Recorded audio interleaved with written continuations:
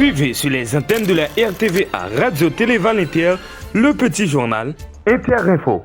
Toutes les actualités locales et internationales, le bilan de la journée, des actualités de tout ce qui se passe à Port-au-Prince comme en province, c'est sur la RTVA avec Inter-Info.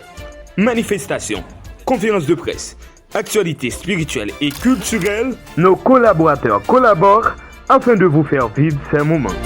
Alors, suivez du lundi au vendredi à partir de 5h du soir sur nos différentes plateformes YouTube, Facebook, Twitter, Instagram, Radio Télé Intervalle, le petit journal Inter-Info.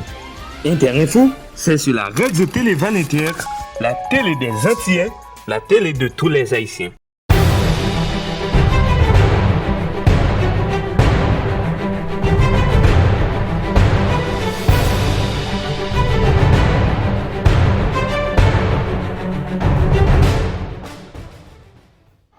On est le dernier vendredi du mois 28 octobre 2022. Vous êtes sur la Radio Télé Val-Inter, la RTVA, et vous suivez le tout dernier rencard du petit journal Inter-Info pour cette semaine. Sans plus tarder, les actualités nationales sont de mise. Nous débutons avec le ministre de la Justice et de la Sécurité publique, M. Bertho Dorsey, qui hier jeudi a été contraint d'annuler son vol à bord de l'American Airlines alors qu'il s'apprêtait à se rendre aux États-Unis pour ses raisons de santé. Il a dû rebrousser chemin en raison du fait que son visa a été révoqué par l'administration américaine. Poursuivons avec les délégations étrangères, d'où l'arrivée d'une délégation canadienne a été vue hier jeudi en Haïti. Confirmée par le ministère des Affaires étrangères du Canada, cette visite rentre dans le cadre d'une évaluation des besoins d'Haïti face à la crise humanitaire. Mesdames et messieurs, comme toujours, le tour du jour dans un instant.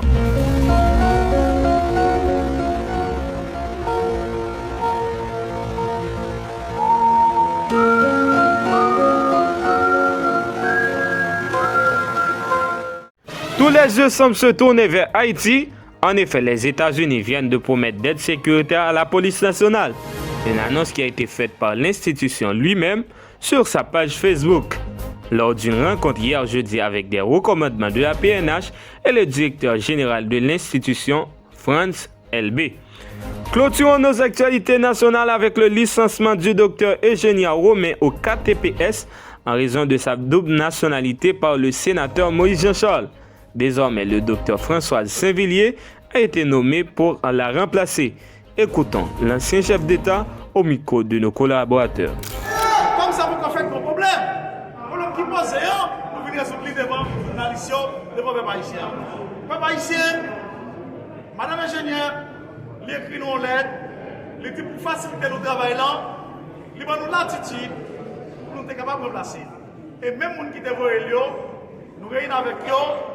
Et dans la place, nous avons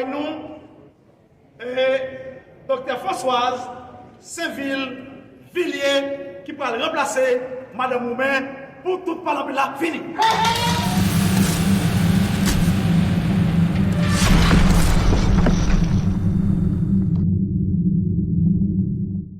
Pour les actualités internationales, nous nous sommes envolés vers l'Ukraine.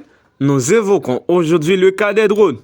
En Russie comme en Ukraine, la guerre se passe aussi dans le ciel.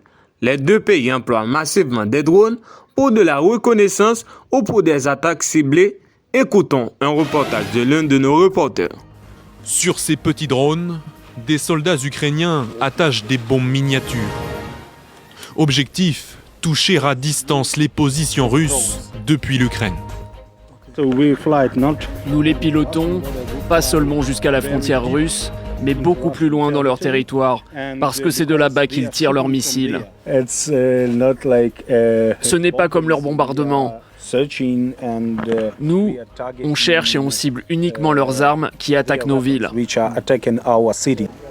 D'autres drones servent simplement d'appareils de reconnaissance et désignent ensuite les cibles aux lanceurs de missiles. Kiev se fournit auprès de la Turquie et des États-Unis. Une nouvelle technique dans la guerre, utilisée aussi par les forces du Kremlin depuis plusieurs semaines, pour lancer des engins kamikazes sur l'Ukraine. L'agresseur continue sa terreur. Nous sommes à nouveau attaqués depuis le ciel par une volée de leurs corbeaux.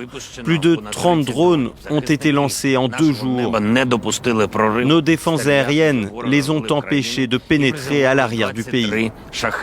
Mesdames et messieurs, nous sommes à bout de notre dernière sortie pour ce mois-ci et pour cette semaine.